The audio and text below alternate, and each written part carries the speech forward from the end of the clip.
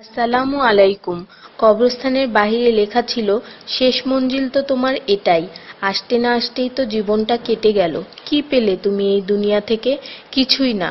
দেখতে দেখতে সবাই তোমাকে ছেড়ে চলে গেল। কবরের ডাক। তুমি কি কখনো আমায় মনে করেছিলে? তাহলে শুনো, আমার মধ্যে গহীন অন্ধকার, নামাজের আলো সাথে নিয়ে এসো। আমার মধ্যে অস্বস্তি বিদ্যমান, তাই কোরআন তেলাওয়াত সাথে নিয়ে এসো।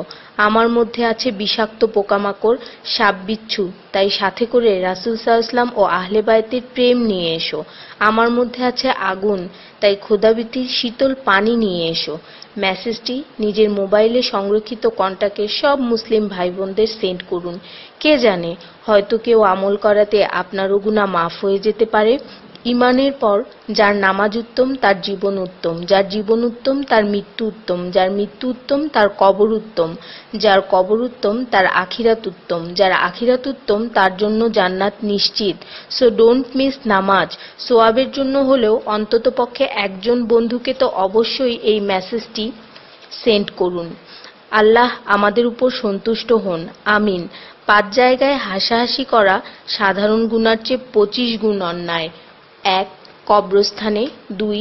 জানাজার পিছনে, 3. কোনো মজলিসে, 4. কোরআন তেলাওয়াতের সময়, 5. মসজিদে। শুধু একবার কাউকে পাঠান, অনেক মানুষ এসব গুনাহ করা থেকে বেঁচে যাবে। একা আছেন, আল্লাহকে স্মরণ করুন। কষ্টে আছেন, মুহাম্মদ ও আলে মুহাম্মদের উপর দরুদ পড়ুন। মন খারাপ থাকলে ইয়া হাইয়্যু ইয়া কাইয়্যুমও পড়ুন। টেনশনে থাকলে ইয়া রাহিমও পড়ুন। ফ্রি থাকলে মেসেজটি ফরওয়ার্ড করুন। হে আল্লাহ, আমার উপর এবং তোমার নবীর উম্মতের সকল সদস্যদের উপর তোমার রহমত বর্ষণ করো, আমিন।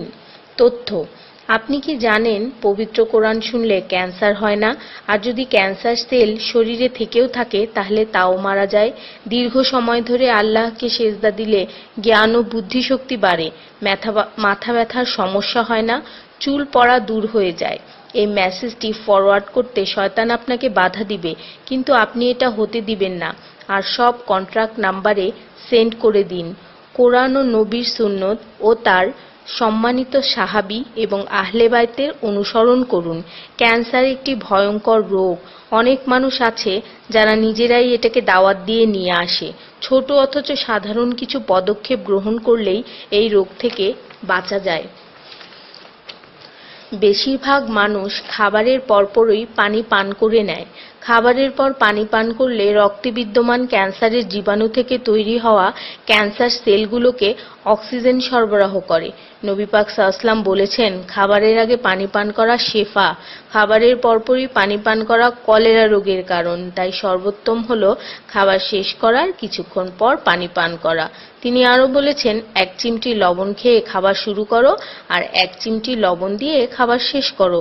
এ কথাগুলো তাদেরকেও জানিয়ে দিন যারা আপনার কাছে জীবনের চেয়েও প্রিয়। যদি কোনো ব্যক্তি ঘুমানোর সময় 21 বার বিসমিল্লাহির রহমানির রহিম পড়ে, আল্লাহ তখন ফেরেশতাদেরকে হুকুম দেন এই ব্যক্তির প্রতিটি নিঃশ্বাসের বদলে নেকি লেখা হোক। আপনার মোবাইলে যত নাম্বার সেভ করা আছে তাদের সবাইকে এটা ফরওয়ার্ড করুন, আর তখন দেখবেন কত মানুষ আপনার কারণে বিসমিল্লাহ পড়ছে। শেফা আর শেফা। রোজ একটা করে আপেল, নো ডক্টর। রোজ 4টা বাদাম, নো ক্যান্সার। রোজ একটা লেবু, নো ফ্যাট। রোজ 1 glass milk, no bones problem.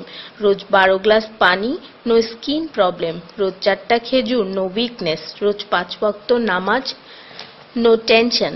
রোজ কোরআন অর্থসহ তেলাওয়াত, happy and happy. So don't stop forward please. স্কিনের জন্য অজুর পানি, হার্টের জন্য কোরআন তেলাওয়াত, স্বাস্থ্যের জন্য নামাজ, আর খুশি থাকার জন্য আল্লাহর জিকির করুন। জেনে রাখবেন, ভালো কথা প্রচার করা সৎকার সমতুল্য, সাথে 30 লাখ নেকি